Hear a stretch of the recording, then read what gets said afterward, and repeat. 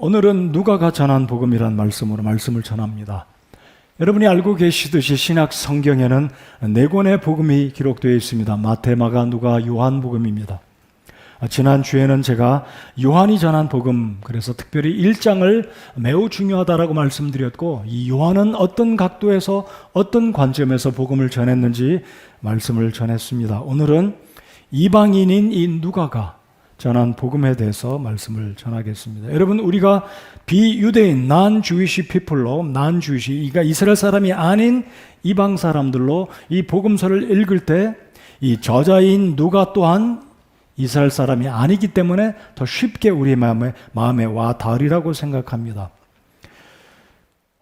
요한복음은 신학적인 체계가 깊어서 이해하기가 사실은 쉽지 않은 책이지만 구도자들, 즉 구원받기 원해서 복음을 접하기 원하는 사람들에게는 제가 일반적으로 누가복음을 일독하라고 권면을 합니다.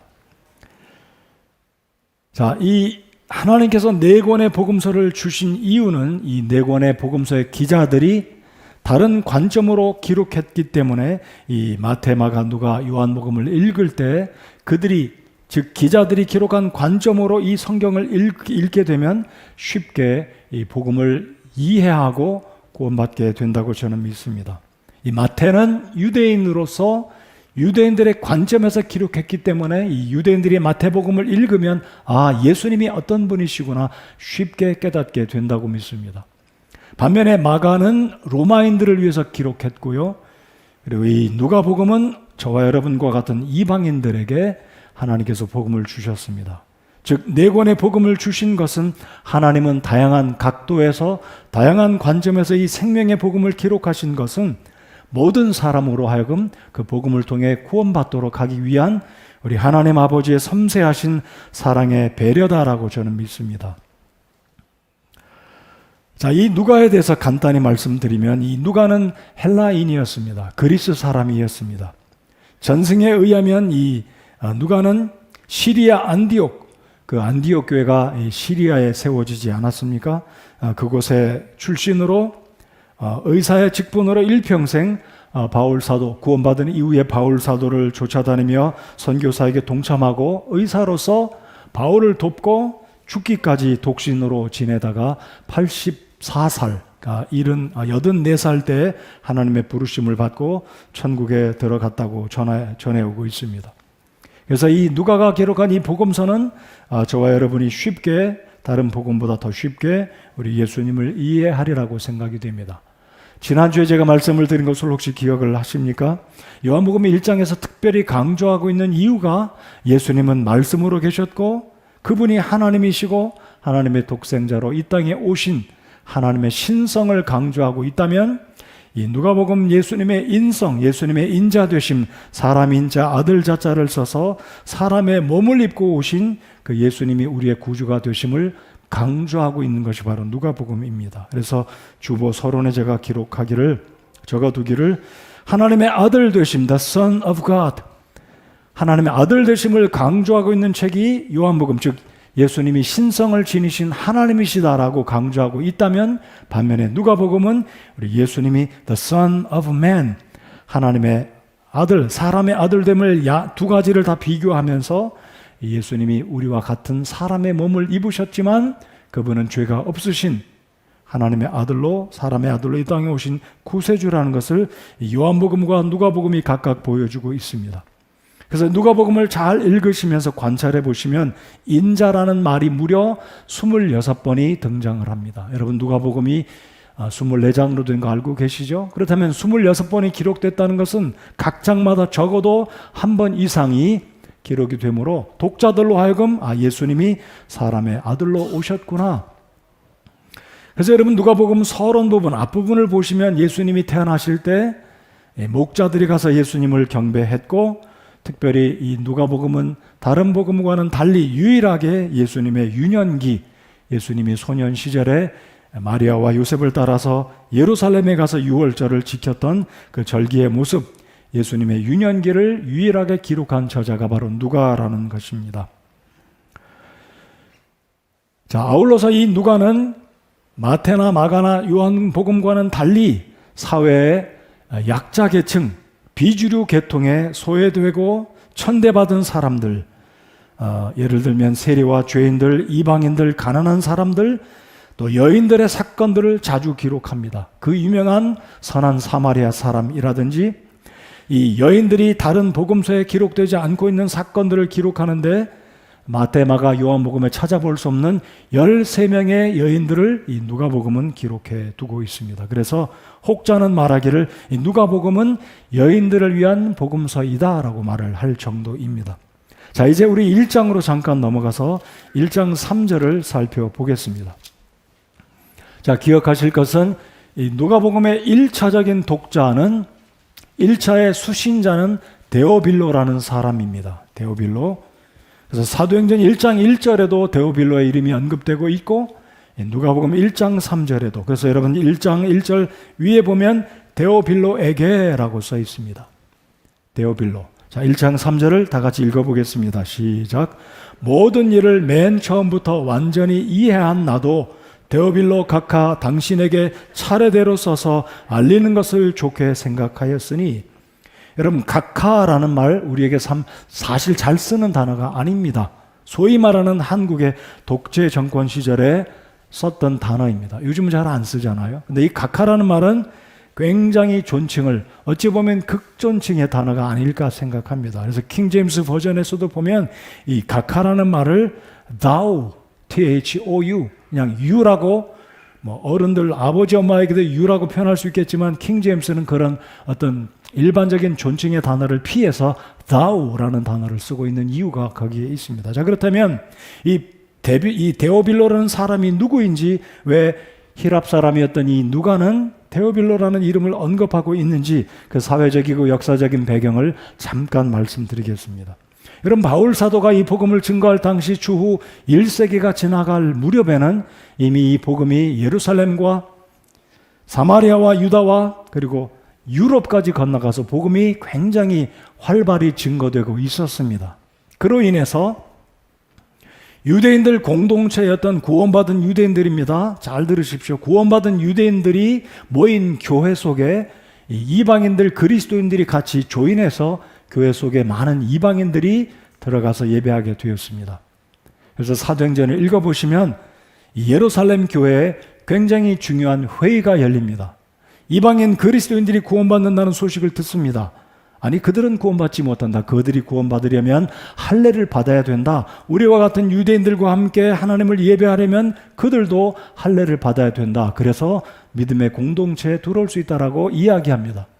근데 이 안디옥에 있던, 시리아에 있던 이 안디옥 교회 바울과 바나바가 이 문제 때문에 예루살렘에 내려가서 회의를 열고, 아니다, 이방인들도 유대 율법을 통해 구원받는 것이 아니라 여러분들이 구원받은 것처럼 이스라엘 사람들이 아닌 이방인들도 복음을 듣고 구원받아 얼마든지 하나님의 백성이 될 수 있다라고 회의의 결론을 내리게 되는 것이 사도행전의 기록이 됐습니다. 그래서 이런 배경을 가지고 누가는 그 당시 교회 속에 이방인들과 유대인들이 함께 있다 보니까 문화적인 충격, 어떤 전통의 부닥침이 있었기 때문에 이런 것들을 고려하기 위해서 누가복음을 기록하며 당시 로마 제국의 굉장히 높은 고위 관리였던 이 데오빌로에게 이 기독교의 정황을 자세하게 알려주고 기독교의 교리, 복음으로 이방인들도 구원받아 하나님의 백성들이 될 수 있다는 것을 알려주고, 로마 제국 가운데 이 교회가 핍박받지 않고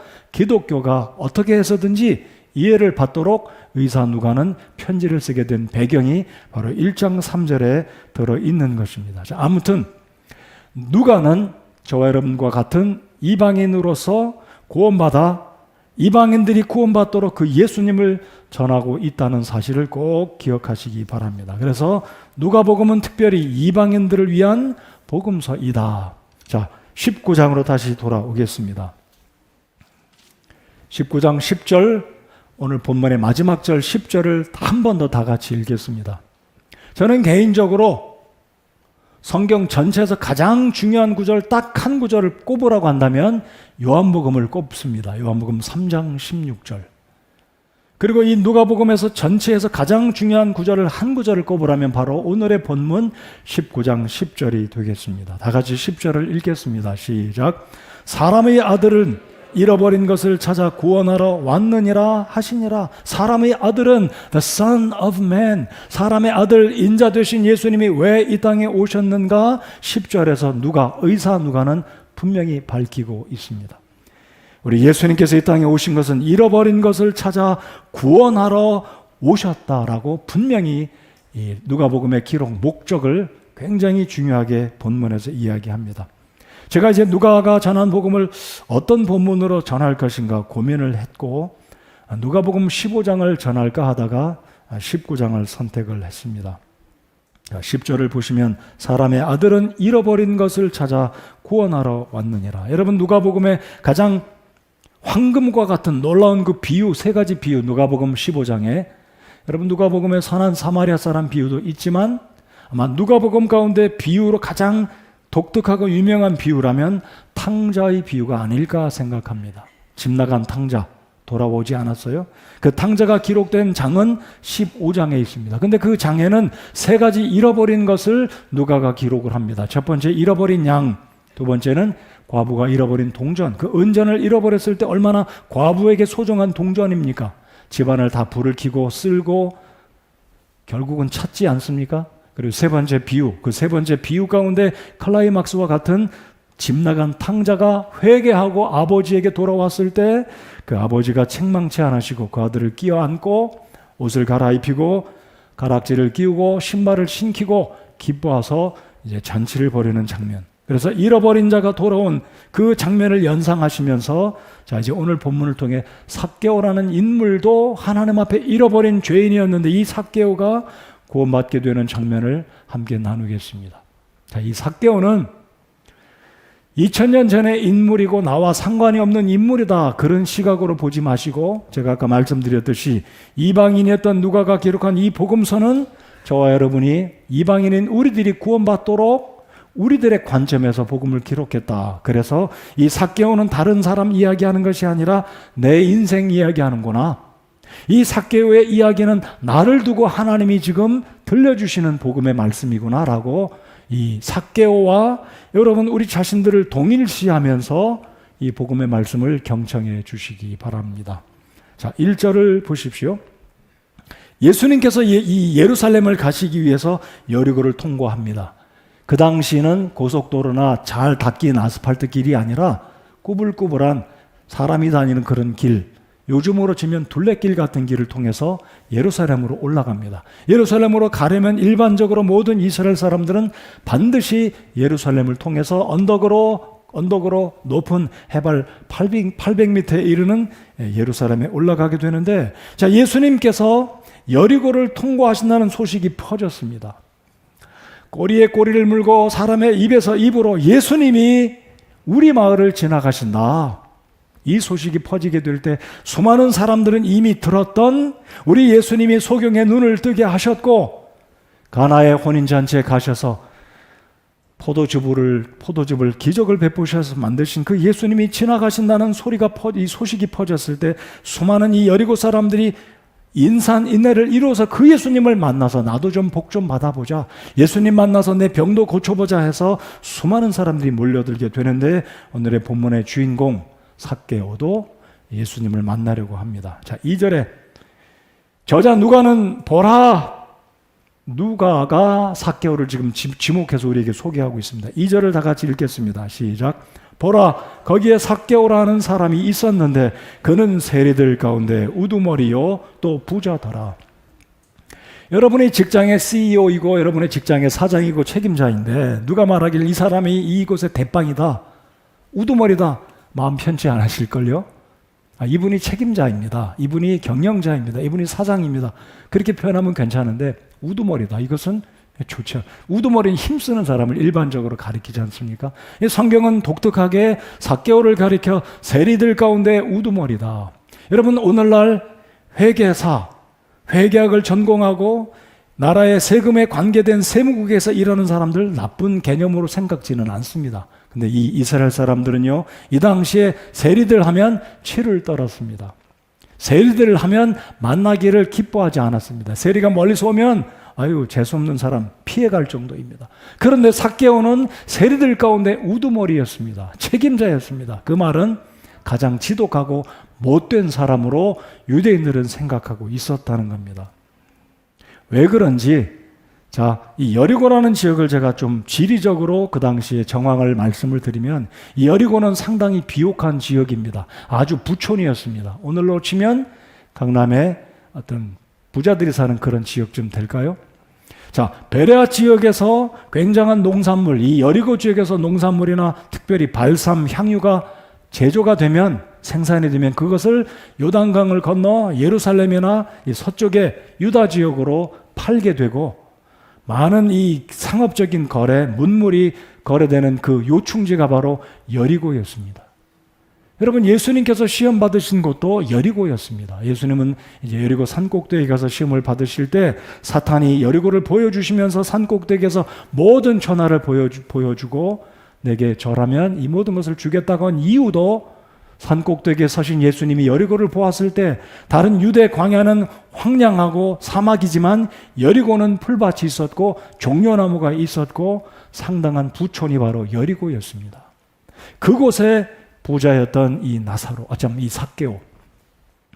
여러분, 당시에 유대인들은 이 세리들을 가리켜서 허가받은 도둑이다라고 할 정도입니다. 이 로마의 정부의 권세를 등에 업고 자율적인 이 세금을 부과합니다. 그러니까 이 교통의 요충지요, 경제적으로 발달한 이 여리고의 세리장이었던 이 삭개오는 상업하는 사람들, 교통무역하는 사람들의 중간에 딱 자리를 차지하고 있어서 자율적으로 임의로 세금을 부과합니다. 마음에 내키는 대로. 그러니까 이 상업하는 사람들이나 유대인들은 얼마나 이 삭개오가 밉겠습니까? 저 나쁜 놈들, 로마의 권세를 등에 업고 동족들의 피를 빨아먹는 나쁜 놈들, 이 정도로 생각하고 있었기 때문에 삭개오는 사실 그렇게 백성들에게 인정받지 못하는, 소위 말하는 왕따를 당하고 살았던 죄인 중에 죄인이었습니다.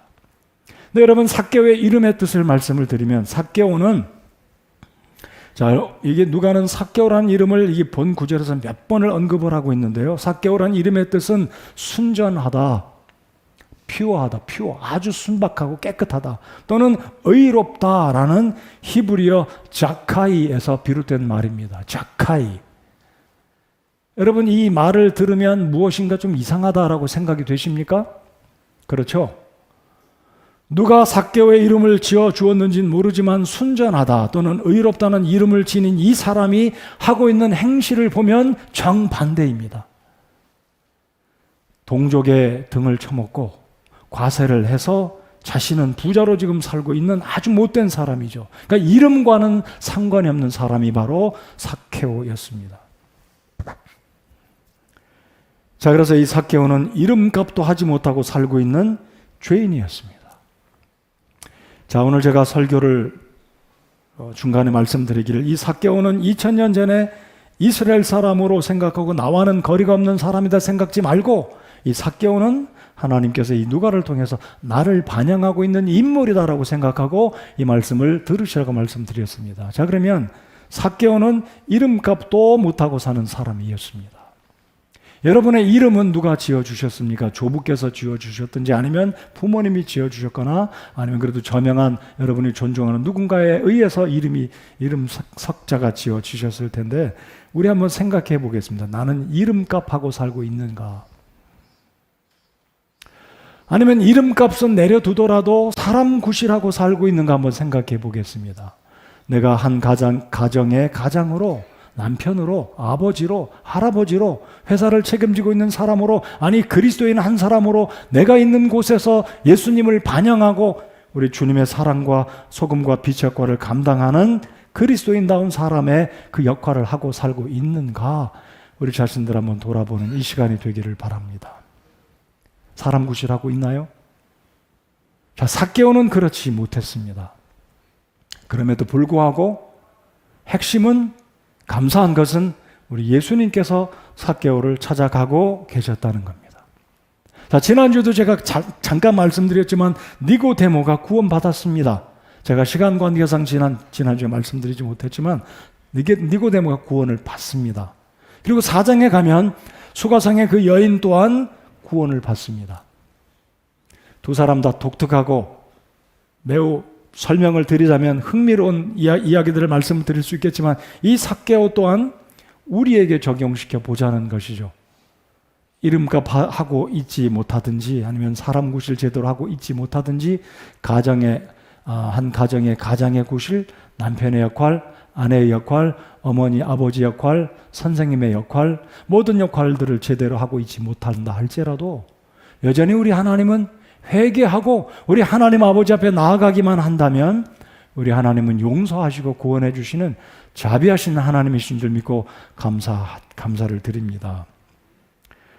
자, 이제 예수님께서 이 삭개오를 구원하시려고 지금 여리고를 지나가십니다.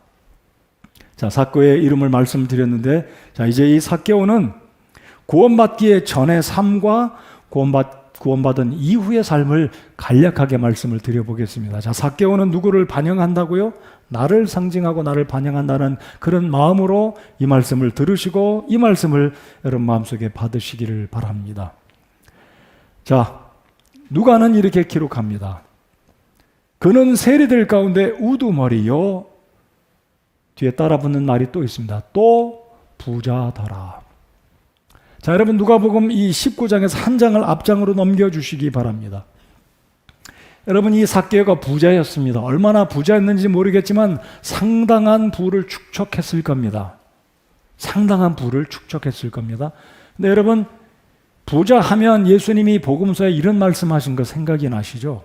25절을 함께 읽겠습니다. 18장 25절 시작. 낙타가 바늘귀를 지나가는 것이 부자가 하나님의 왕국에 들어가는 것보다 쉬우니라 하시니. 말씀 많이 들어보셨죠? 자, 그러면 왜 부자는 못 들어갑니까? 부자는 왜 구원받지 못합니까?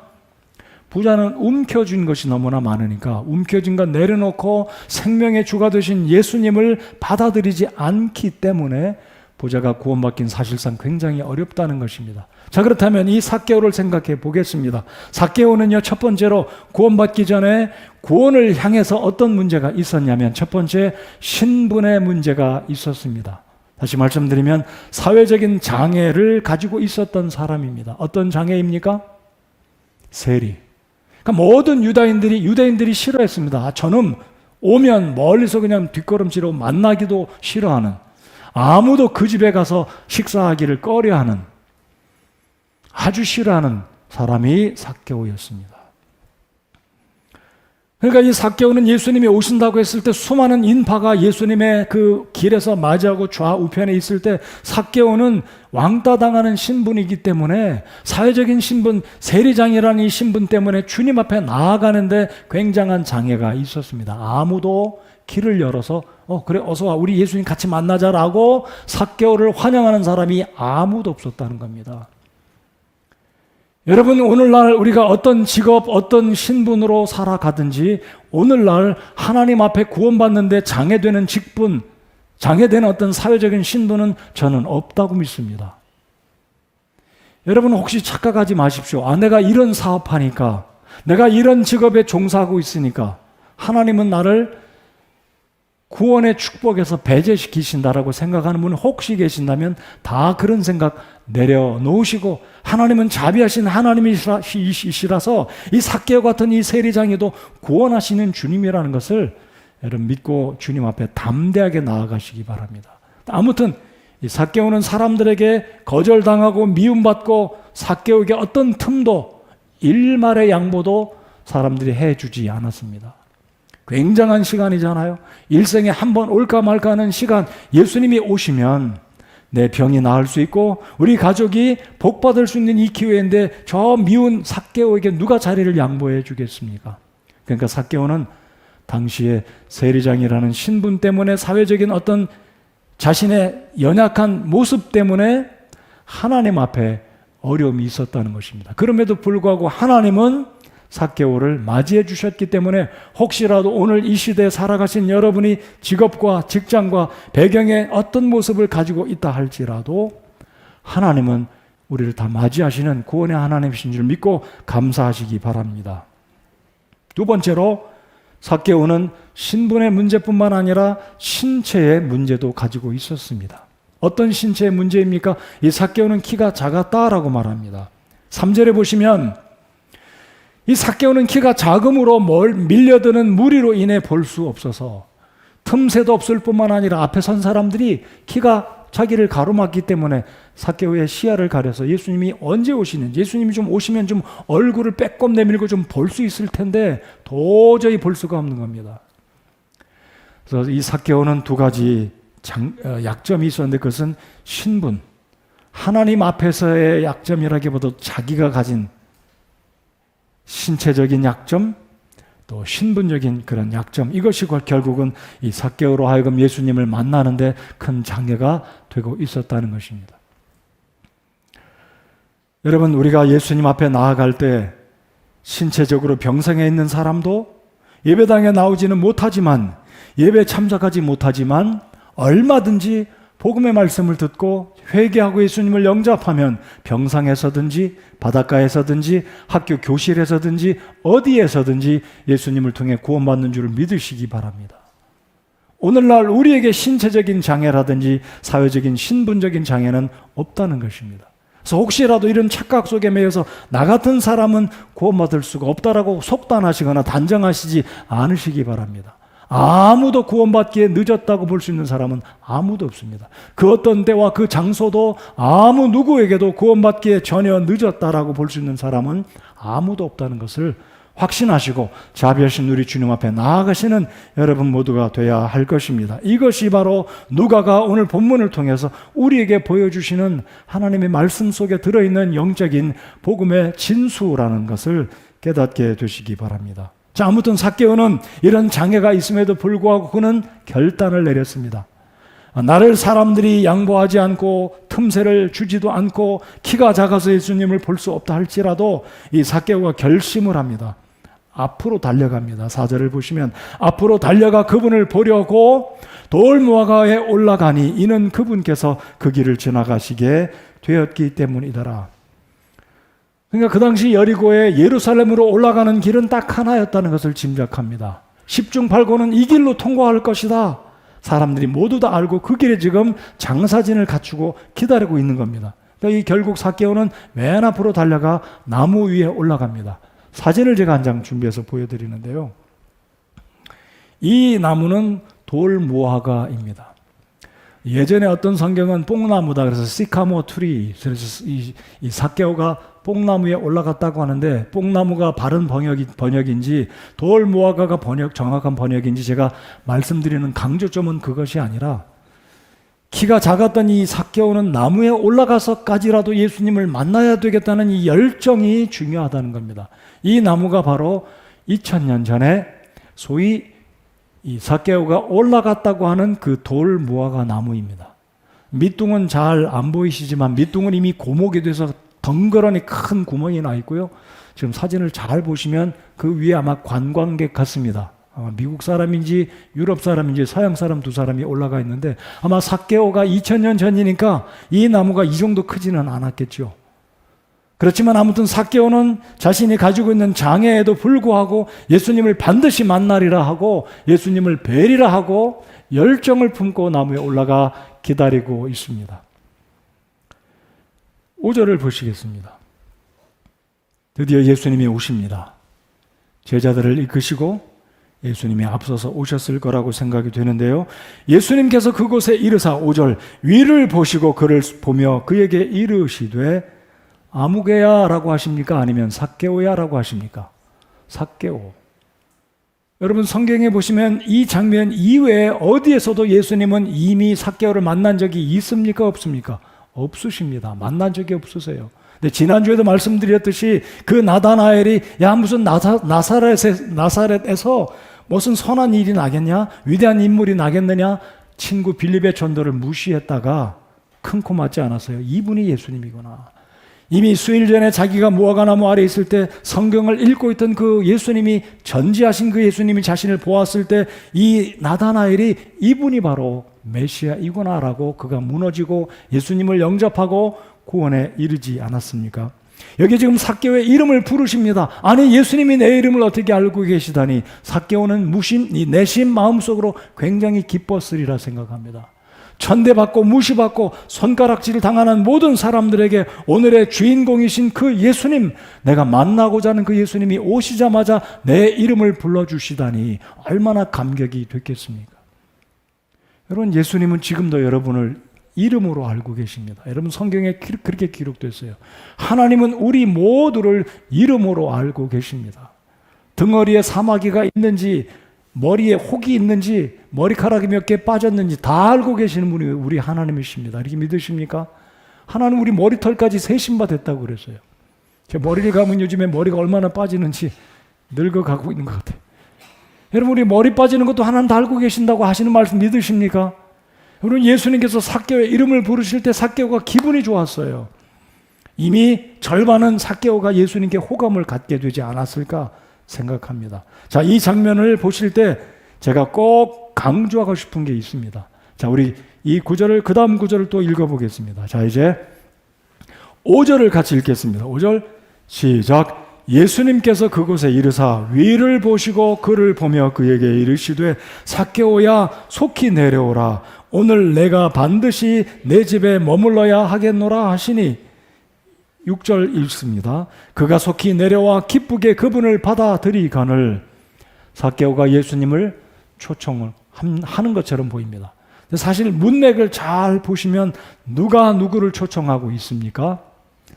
예수님께서 삭개오를 초청한 것이지 삭개오가 예수님을 초청한 것이 아닙니다.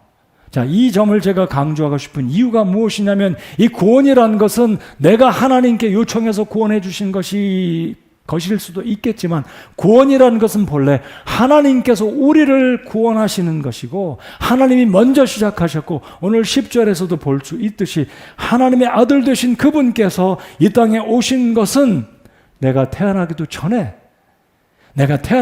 이미 알고 계시는 자비하신 그분께서 우리를 구원하시려고 하늘의 보좌를 버리고 이 땅에 오셨다는 게 이 누가가 우리에게 보여주고자 하는 포인트 중에 굉장히 중요한 포인트라는 겁니다.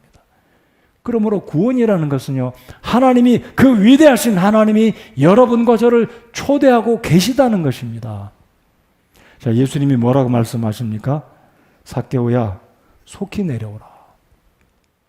머뭇거리지 말고 주저하지 말고 사람들이 다 너를 미워하고 조롱하고 멸시한다 할지라도, 아니 사람들이 너를 죄인이라고 치부할지라도 나는 너를 용서하니까 속히 내려와라. 속히 내려와라.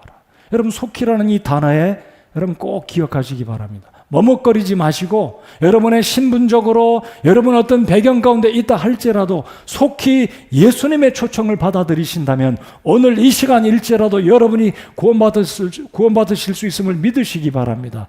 바로 이것이 하나님이 누가를 통해서 우리에게 주시는 복음이라는 것입니다. 오늘 이 시간일지라도 여러분 구원받으실 수 있는 겁니다.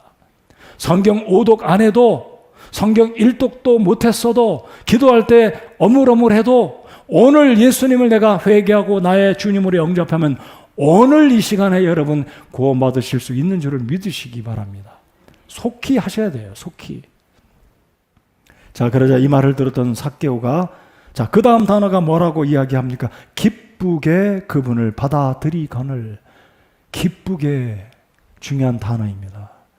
여러분, 예수님을 영접할 때 기쁘게 그분의 말씀을 신뢰하고 우리 집에 오신다는 이 감격된 소식, 여러분, 이 삭개오는 손님을 맞이한 적이 언제인지 모를 겁니다. 아마 그 집에 들어왔던 손님이라면 동료들, 똑같은 부류의 사람들 아니겠어요? 유유상종. 그러니까 사람들이 생각하는 죄인들끼리 모여서 지들끼리 잘 먹고 잘 살고 있는데 저 세리들, 못된 놈들이라고 늘 삭개오의 집에 드나드는 사람들은 색안경을 끼고 봤을 거예요. 똑같은 놈들, 저 나쁜 놈들라고 아마 어떤 사람은 억울하게 오해를 받았을지도 몰라요. 그 정도로 삭개오의 집에 드나드는 사람이 없었을 것입니다. 그런데 오늘 예수님이 오신다고 하니까 삭개오가 얼마나 기뻤는지 나무에서 아마 거의 미끄러지듯 해서 내려와서 예수님을 모셔갑니다. 근데 중요한 것은 7절을 보시기 바랍니다. 그들이 그것을 보고 모두 수군거리며 이르되 그가 죄인인 사람의 손님이 되려고 들어갔도다. 바로 누가가 전하고 있는 복음의 핵심 중에 하나는 바로 예수님께서 죄인들의 친구가 되어주시고 죄인들의 손님이 된다는 이 말씀입니다. 성도 여러분들, 예수님께서 우리들의 구주가 되셨기 때문에 우리를 영접해 주셨고 우리를 위해서 2000년 전에 십자가 위에 피 흘려 죽으셨기 때문에 우리가 구원받지 않았습니까? 예수님은 죄인의 친구요, 죄인의 손님이신 줄을 믿고 감사하십시다. 근데 사람들은 여전히 삭개오가 죄인이라고 아예 못을 박았습니다. 죄인이다. 근데 엄밀히 말해 봅시다. 누가 죄인입니까? 유대 종교에 찌들어서 살고 있는 이들, 율법 속에, 제가 다음번에 복음 설교하려고 하는 것은 바울이 전한 복음 좀 어려울 겁니다. 자, 이 유대인들은 율법이라는 그 행위 구원 속에, 유대 종교 속에 찌들어서 구원받은 줄 알고 있던 이들이 사실은 죄인이었습니다. 근데 삭개오는 그 당시 죄인이었지만 이 죄인이었던 삭개오가 예수님을 영접함으로 죄를 용서받고 구절을 보시기 바랍니다. 예수님께서 그들에게 이르시되 그도 아브라함의 자손이다 라고 선포하십니다. 여러분, 진짜 아브라함의 자손은 누구인지 아십니까? 제가 다음번에 설교할 때 이거 언급할지 모르지만 갈라디아서에 보시면 아브라함의 후손들을, 아브라함의 씨를 서너 가지 이야기합니다. 혈통적인 아브라함의 씨, 유대인들이죠. 여러분, 예수님을 구주로 영접하지 않은 혈통적인 아브라함의 씨들은 천국에 못 들어갑니다. 자, 여기에 삭개오가 진짜 거듭나서 아브라함의 자손이 되었습니다. 자, 거두절미하고 드디어 삭개오가 예수님을 모시고 자기 집으로 들어갑니다. 자, 삭개오가 예수님을 모시고 들어가서 어떤 일을 벌였겠습니까? 진수성찬을 차리고, 부자니까요. 진수성찬을 차리고 예수님을 잘 대접했을까요? 아마 그럴 수도 있을 겁니다.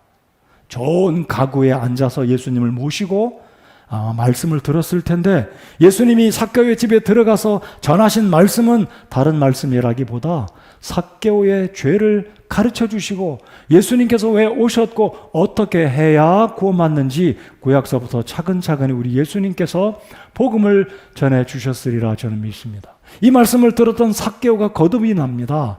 여러분, 제가 지난주에 니고데모가 예수님을 만나고 구원받았다는 얘기는 하지 않았지만, 여러분 요한복음 19장에 가시면 이 니고데모가 거듭나서 예수님의 죽으셨을 때 예수님의 무덤가에 향료 100근을 가지고 예수님을 장례하려고 찾아오는데, 바로 이 니고데모가 요한복음 3장의 복음의 말씀을 듣고 거듭났다는 것을 알 수 있습니다. 자, 그렇다면 이 삭개오가 어떻게 거듭났는지 우리들 한번 살펴보겠습니다. 여러분, 본문에서는 예수님이 복음을 전하셨다, 삭개오가 회개를 했다, 이런 구절이 안 써 있습니다. 그러나 이 삭개오가 구원받은 것을 어떻게 알 수 있는지 이제 8절을 보시겠습니다. 자, 예수님을 초청을 하지 않았습니까? 예수님을 모셔놓고 삭개오가 하나님의 말씀을 들었을 것입니다. 자, 그 말씀을 듣는 가운데 삭개오가 찔림을 받고 그의 삶의 모습을 보았고, 여태까지 사람들에게 착취를 하고 못된 짓을 한 것이 이제 다 생각이 나서 회개를 한 것을 이제 저들이 8절을 통해서 알 수 있게 됩니다. 8절을 다 같이 읽겠습니다. 시작. 삭개오가 서서 주께 이르되 주여 보소서, 내가 내 재물의 절반을 가난한 사람들에게 주겠사오며 만일 내가 거짓 고소하여 어떤 사람에게서 무엇이든지 빼앗았으면 그에게 4배로 갚겠나이다 하매. 여러분, 이 구절의 고백, 이 삭개오의 고백은 거듭난 사람이라는 것을 알 수 있습니다. 왜냐하면 이것은 저의 생각이고 우리들 독자들의 나름대로의 주관적인 생각이 아니라 9절에서 예수님이 그의 고백에 이어서 말씀하시기를 삭개오도 아브라함의 자손이 되었다, 즉 그가 구원받았다라고 선포해 주시기 때문입니다. 그러니까 추론해서, 9절의 말씀을 추론해서 삭개오가 구원받았다는 것입니다. 자, 오늘 말씀드린 것처럼 이 삭개오의 재물이 얼마나 많았겠습니까? 굉장한 부자였을 것입니다. 근데 여러분, 재산을 절반을 뚝 잘라서 나눠준다는 것은 쉬운 일이 아닙니다. 3분의 1도 적지 않았을 텐데, 아니면 5분의 1도 적지 않았을 텐데 절반을 뚝 잘라서 이웃들에게, 가난한 사람들에게 나눠주고 보너스로 거기서 그치는 게 아니라 장부에 기록된 대로, 아마 장부가 있지 않았겠어요? 아무래도 이 당시 자기 마음대로 세금을 물리겠지만 로마 정부의 관할 하에 있기 때문에 아마 세무국의 일을 보고 있던 삭개오에게 세금 장부가 있었을 것입니다. 4배로 갚겠다. 이거 쉬운 것이 결코 아닙니다. 여러분 상환하는데 100% 상환하면 되는 거 아니겠어요? 법적으로 저촉받지 않는 거 아니겠습니까? 근데 삭개오는 4배로 갚겠다. 재산의 절반을 나누어주고 4배로 갚겠다고 고백했을 때 예수님은 그도 구원받아 아브라함의 자손이 되었다라고 우리 주님께서 기쁘게 선포하고 계신다는 것입니다. 자, 이 점에 있어서 제가 말씀드리기 원하는 것은 오늘 특별히 구원받지 않으셨거나 아직 구원의 확신이 없으신 분들은 이 구절을 또 오해하지 않으시기 바랍니다. 야, 구원의 결과, 구원의 증거는 삶 가운데 이런 행위가 뒤따라야지만 구원받았다고 말할 수 있구나라고 생각하신다면 이것 또한 잘못될 수 있다는 거죠.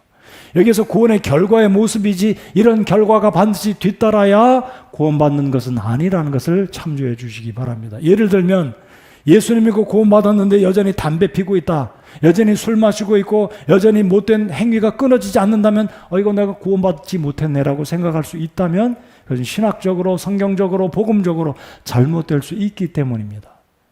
여러분, 구원받은 사람은 우리의 삶 가운데 이름대로 그리스도인답게 살아야 되는 줄 믿으십니까? 그렇습니다.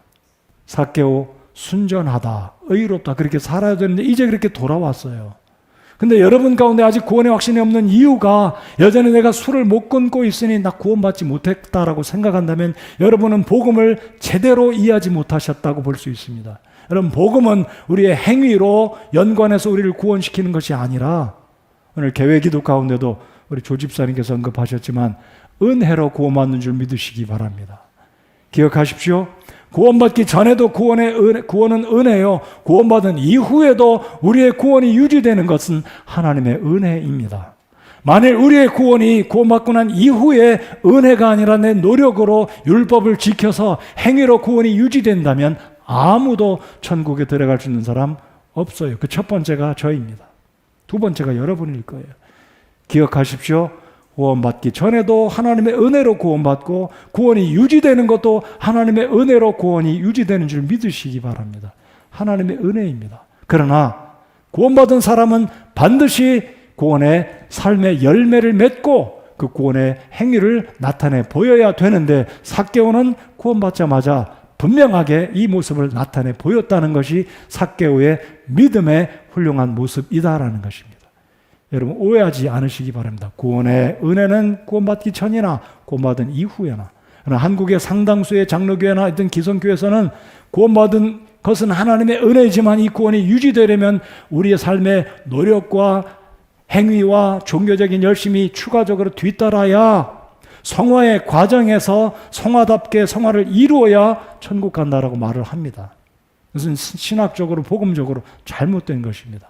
구원받기 전에도 하나님의 은혜요, 구원받은 이후에도 은혜라는 것입니다. 아무튼 거두절미하고 오늘 이 시간에 이 말씀을 들으시는 여러분들 가운데 인터넷 방송을 통해서든지 현장에서 예배당에 나오셔서 예배를 통해 이 말씀을 들으시는 여러분 가운데 아직도 내가 이 말씀을 적용해 보니까 나는 아직 구원의 확신이 없는 것 같다, 내가 오늘 죽는다면 천국에 들어갈 수 있는 확신이 없다고 한다고 할 것 같으면 두려워하지 마시고 오늘 속히 예수님의 초청에 반응을 하시면 자비하신 우리 하나님께서 여러분을 구원해 주시는 줄을 믿으시기 바랍니다. 이것이 바로 하나님의 구원의 복음의 은혜요, 하나님의 역사인 줄 믿는 것입니다. 이것이 우리가 하나님께 정말 구원의 은혜는 하나님의 선물로 받고 하나님의 선물로 유지되고 천국에 하나님의 은혜를 힘입어서 천국에 들어가는구나. 그러나 부가적으로 말씀을 드린다면 구원받은 사람이라면 구원받은 사람답게 열매를 맺어서 구원의 모습을 나타내 보여야 됩니다. 그 열매가 없다면 구원 못 받은 것이 아니라 나타내 보임으로 내가 구원받았다는 것을 하나님 앞과 사람들 앞에 보여라 라고 말하는 것이 야고보서의 가르침입니다. 자, 오늘 이 시간에 삭개오의 사회적인 신분의 어려움, 육체적인 키가 작음으로 인해서 예수님을 보지 못했던 그 어려움들을 다시 한번 구체적으로 우리들에게 적용해 보기 원합니다. 여러분, 사회의 어떤 신분 때문에, 다른 사람의 이목 때문에, 친척과 가족 때문에 내가 예수님 믿으면 내 체면이 안 되지, 내 모든 가족들은 불교를 믿고 있는데 나만 유독이 유별나게 예수님 믿으면 안 되지라는 문제 때문에 여러분 예수님을 영접하기를 꺼려한다면 여러분이 갖고 있는 그 문제를 탈피하시고 속히 예수님의 초청을 받아들이실 때 구원받게 되실 것입니다. 여러분 가운데 혹시 나는 제사 드리는 문제 때문에 이 제사가 나의 사회적인 신분이요, 전통적인 신분이요, 우리 가정에 대대로 내려오는 장자로서, 아들로서 이 신분은 내가 감당해야 되는데, 이 책임을 감당해야 되는데 제사 때문에 예수님을 영접하지 못하신다면 그 문제를 털어버리시고 오늘 주님 앞에 속히 나오셔야 한다는 겁니다. 내가 좋아하는 술 때문에, 내가 좋아하는 세상의 쾌락 때문에 예수님 영접하기를 꺼려 한다면 속히 우리 예수님의 구원의 초청에 나오실 때 하나님의 구원이 여러분에게 임한다는 것 확신하시기 바랍니다. 다시 말씀드립니다. 엄밀히 말씀드리면 그 어떤 것도, 그 어떤 환경도, 여건도, 신분도 우리를 하나님의 구원의 초청에 막을 수 있는 것은 사실 엄밀히 말씀드리면 아무것도 없습니다.